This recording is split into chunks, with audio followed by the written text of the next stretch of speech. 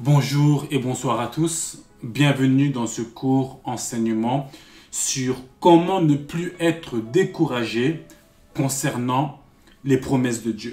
Si tu as reçu des promesses de Dieu, toi qui es enfant de Dieu, ce message te concerne.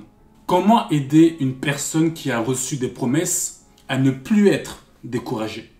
Car tu as reçu des paroles venant du Seigneur, mais malgré que les temps passent, tu te décourages. Ai-je mal compris ce que le Seigneur m'a dit? Est-ce que c'est moi qui me suis trompé? Ai-je commis un péché qui fait que ça retarde ma promesse? Nous allons répondre à ces grandes questions. Ce qu'il faut savoir, c'est que beaucoup de choses se passent dans la tête d'une personne découragée.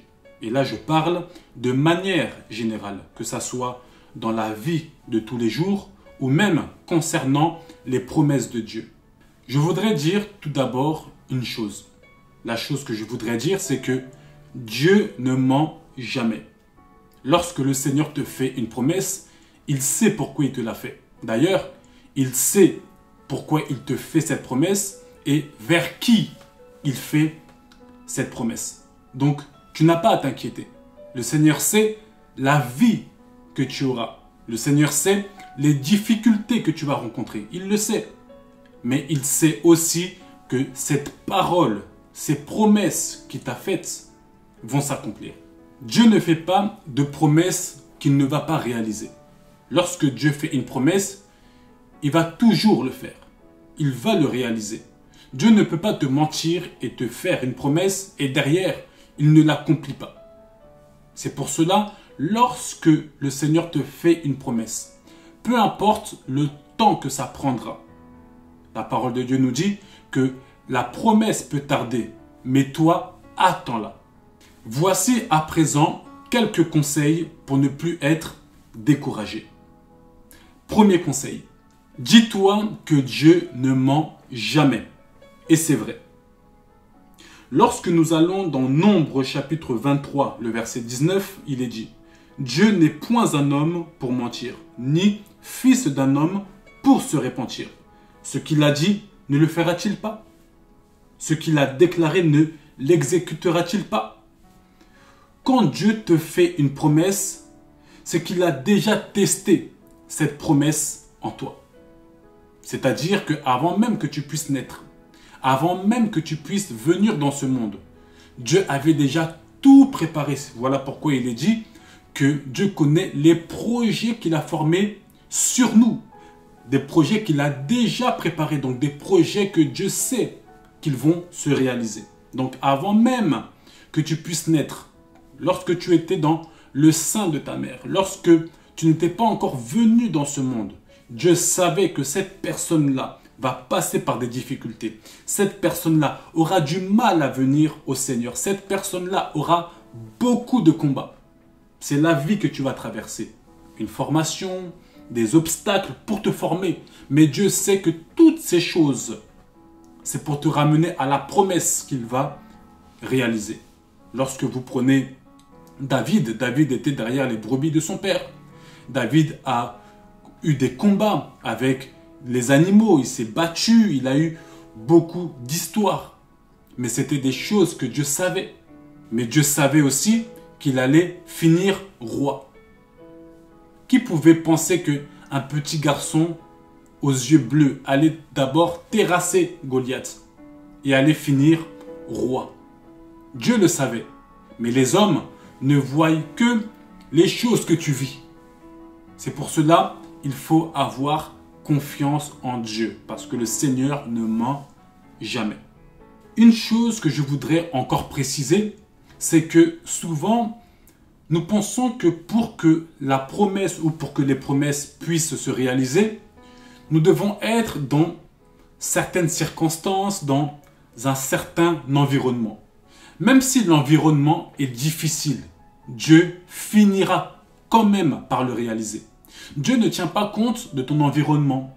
Dieu ne tient pas compte de tes difficultés pour accomplir sa promesse. Même si nous vivons un temps de sécheresse mondiale, où c'est très dur, par exemple, à avoir de l'argent. Dieu peut te rendre riche, même dans ce genre de problème.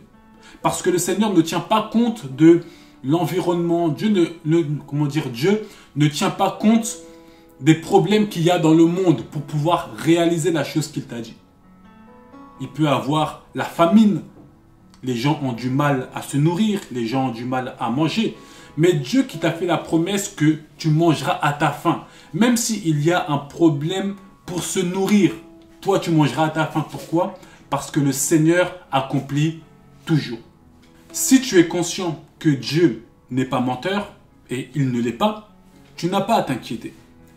Deuxième conseil, écoute les témoignages de ceux qui ont été dans la même situation que toi, mais qui ont après vu l'accomplissement de leurs promesses. Tu n'es pas la seule personne à avoir ce genre de problème. Tu n'es pas la seule personne à avoir des pensées de découragement. Beaucoup ont vécu ces choses. Beaucoup ont reçu des promesses. Beaucoup ont été découragés, mais au final, ces promesses se sont réalisées. Écoute leurs témoignages. Écouter leurs témoignages te fera comprendre que même si on passe par des moments de difficulté, des moments de solitude par rapport aux promesses qu'on a reçues, lorsque tu verras par leurs témoignages qu'ils ont eu ces moments de découragement, ces moments de questionnement, et qu'après Dieu a fait grâce dans la patience, dans la persévérance, leurs promesses se sont accomplies, cela va t'encourager et te faire grandir dans cette foi que même lorsque toi tu auras aussi ce moment de découragement, et tu l'as, c'est pour cela je pense que certains écoutent cette vidéo, tu auras cette foi que Dieu le fera aussi avec toi. Cela veut dire que tu es la prochaine. On dit souvent que le panier circule encore. Lorsque je vais te donner un exemple. Si nous faisons une ronde et que je ramène un panier de pain, lorsque je le passe à la première personne mange. Mais est-ce que la troisième personne est en train de manger pendant que la première personne mange? Non. Mais la troisième personne mangera parce que le panier est en train de circuler. Donc, ce n'est pas que la troisième personne ne mange pas, qu'elle ne mangera pas. Ce n'est pas que la troisième personne voit la première personne manger et elle ne pas manger, qu'elle ne finira pas par manger. Je continue dans mon explication. La première personne peut manger. Il y a une deuxième personne à côté. La première personne mange. La deuxième personne attend. Le panier est en train de circuler. Cela veut dire quoi? La deuxième personne voit, que ce soit la deuxième, la troisième, la quatrième, voit la première personne manger. Ainsi, ils se disent, mais lui, Dieu est en train de faire dans sa vie. Mais pas nous. Non, le panier est en train de circuler. Le temps que je donne à la première, après je donne à la deuxième, après à la troisième. Et ce n'est pas le même temps. C'est pour cela qu'il faut la patience et la persévérance. Donc, concernant les promesses de Dieu, c'est une question de temps. Troisième conseil, rejette les mauvaises paroles des autres. Si tu écoutes le cœur mauvais des gens, c'est tout à fait normal que tu sois découragé. Si tu as à côté de toi des personnes qui ne croient pas aux promesses que Dieu t'a faites, c'est tout à fait normal que tu seras découragé. Parce que ces mêmes personnes qui ne croient pas aux promesses que Dieu t'a faites, ce sont ces mêmes personnes qui vont te décourager. Ce sont ces mêmes personnes qui vont dire que ces promesses-là que soi-disant le Seigneur t'a données, c'est faux. C'est tes pensées. Ce n'est pas Dieu. Et cela va te décourager. C'est pour cela, rejette toute mauvaise pensée qui vient des hommes. Le plus important, c'est que tu sois convaincu que les promesses que tu as reçues viennent de Dieu. Si tu es convaincu, accroche-toi à ces promesses. Lorsqu'on te dit une mauvaise parole ou plusieurs mauvaises paroles, ou qu'on te dit que Dieu ne va pas les réaliser, prends ces paroles, écrabouille-les, jette-les à la poubelle.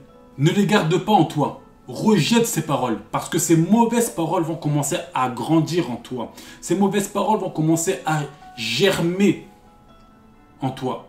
Et cela sera mauvais parce que ça va te nourrir. Ça va te remplir de culpabilité, te remplir de désespoir, te te remplir de découragement. Donc, faites très attention. La parole de Dieu nous dit que les mauvaises compagnies corrompent les bonnes mœurs. Ça veut dire être mal accompagné est aussi un des signes du découragement. Donc, fais attention aux paroles que tu écoutes et ne laisse personne injecter en toi de mauvaises paroles et le découragement. C'est sur ce point qu'on termine, mais je vais revenir pour donner 2 autres points. Mais sur cette vidéo, c'est là que je m'arrête. À la prochaine et que Dieu vous bénisse.